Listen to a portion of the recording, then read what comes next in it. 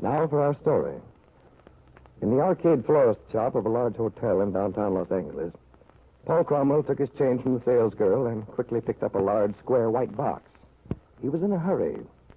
As he started to rush through the door into the busy afternoon bustle outside, he suddenly paused. For a moment, he seemed to be on the verge of diving back into the shop. Paul had seen a man coming toward him, a man he would much rather not meet, especially at this moment. But as he stood there undecided, the man recognized him. It was Dr. Gordon, the physician who had attended Lisa Fenner at the hospital when her baby son was born. The doctor came up to Paul, smiling genially. Well, Mr. Cromwell, this is a pleasant surprise. Yes, sir. Yes, indeed. It's good to see you, Dr. Gordon. This is quite a coincidence running into you like this. Oh, really? Well, yes, I saw Dr. Nichols only yesterday, and he... I beg your pardon, Doctor... Dr. Nichols, the pediatrician. You remember, Mr. Cromwell, I gave you his name in the hospital? Oh, yes. Of course. So you did. The name slipped my mind for a moment. He tells me Mrs. Fenner's baby is coming along beautifully. Yes, Doctor. The baby is flourishing, I believe. So he said. Mrs. Kingsley, I believe, had brought him in for a checkup. Mrs. Kingsley and another woman. Oh, you must mean Kit. Oh, I should say Mrs. Mead. I believe she went in with them one day. Yes, that was it, Mrs. Mead. You know, I was rather surprised Mrs. Fenner hadn't stopped. By the way, how is Mrs. Fenner feeling, Mr. Cromwell? Oh, she's fine. Quite well, really. But you see, it's such a long drive in from the beach, and you remember what a strain she's been under. Yes, I suppose it is better for her to spare herself as much as possible. But you say she's feeling better now? Oh, absolutely. Well, I'm very glad to hear that. I wonder if you have a little extra time, Mr. Cromwell. Well, I am in somewhat of a hurry. Well, this will take just a minute. I intended calling you. Well, of course, if there's anything I can do... Well, you see, Mr. Cromwell, having released Mrs. Fenner from the hospital, feeling as she did at the time, that is, I mean, in regard to her baby, I've been anxious to know how things turned out. I was interested in knowing how our little scheme worked.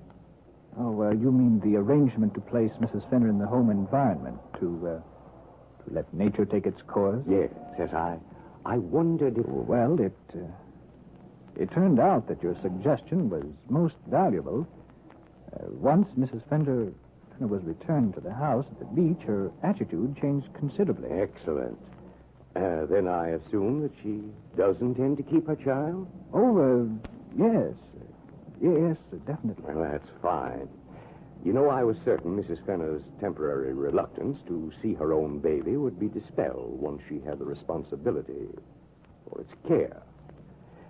Yeah, I'm very pleased to hear that I was correct.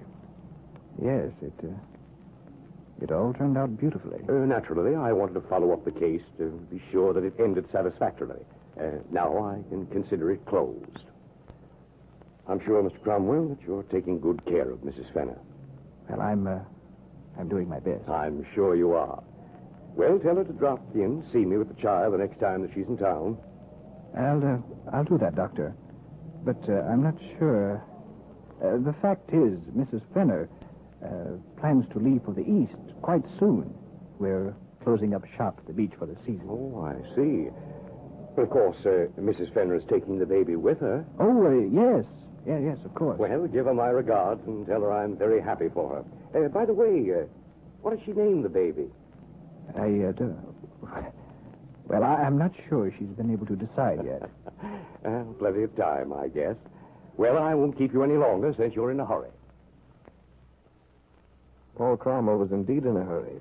He hailed a cab, told the driver to get to the Union Station with all possible speed, and sank back with a sigh of relief that the encounter with Dr. Gordon was over. Yet, in a way, it was a good thing he'd bumped into the doctor today. Suppose Gordon had telephoned the house at the beach, had talked to Lisa by some mischance. He might have discovered then that the case had not been concluded to his satisfaction, that Lisa Fenner and her child had not been united as he'd hoped. Meanwhile, in drawing room A of an eastbound train, Kit Meade had settled down for the trip back to Wakefield with Lisa's baby boy. At intervals, she had glanced nervously out of the window toward the station platform.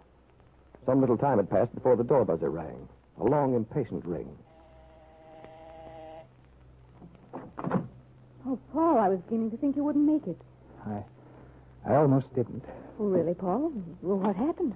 I ran into Dr. Gordon. Dr. Gordon? Oh, Lord. But everything's all right. Now, don't worry. Are you quite sure? Yes, believe me. Anyway, here, I brought you something. So I see. Looks like a corsage. It is. Why don't you open it? Oh, Paul, they're lovely. You always do the right thing, darling, and so beautifully. I try, for you're concerned. I could strangle that Gordon. I kept seeing the precious minutes go by, but I couldn't get away from the fellow. He kept talking. Well, never mind, darling. You're here now. Now, how are your accommodations, Kit? Everything all right? Oh, yes, wonderful. The porter seems to be very obliging.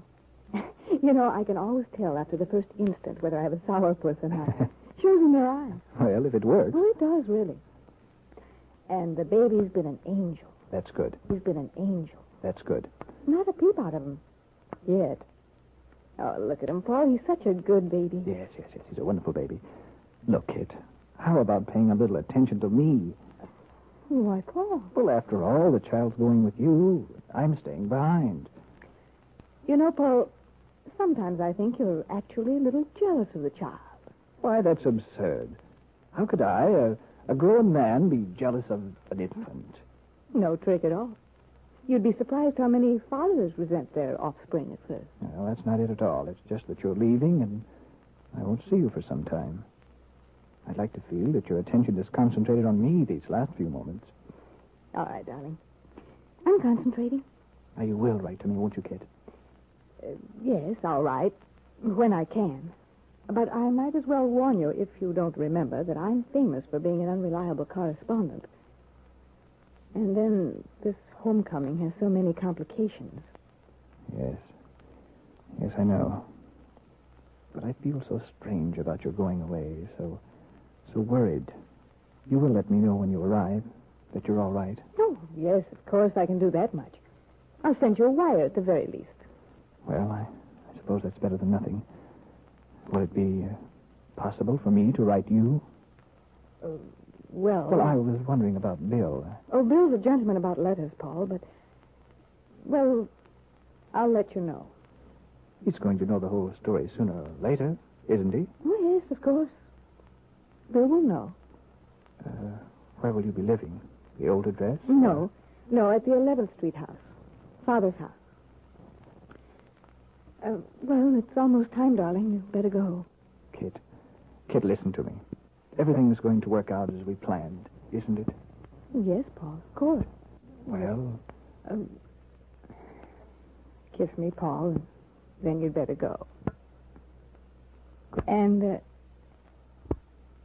Paul Cromwell was too emotionally disturbed at this parting to notice Kit's expression, or the direction in which her eyes flickered for an instant as she spoke the last words.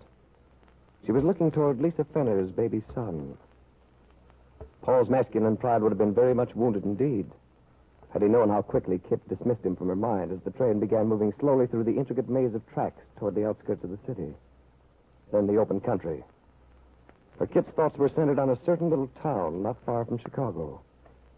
She was thinking of Wakefield, planning her arrival there. She rang for the porter, requesting a telegraph blank, and a little later she was reading over what she'd written. To Ben Calvert, 210 West 11th Street, Wakefield. Arriving 9 p.m. Friday. Tell Bill, meet me, love, Kit. Wonder what they'll make of that. I don't think I'll send this wire yet. No, I'll wait. I'll send it at the last minute. Give them a real surprise. Kit held the yellow blanket in her hand, looked at the sleeping baby. Yes, this was a wire that would come very unexpectedly to her father, Ben Calvert, in Wakefield. And it was a wire which gave no indication as to the outcome of the event Ben had awaited so anxiously. The birth of his daughter's child, Ben Calvert's grandchild.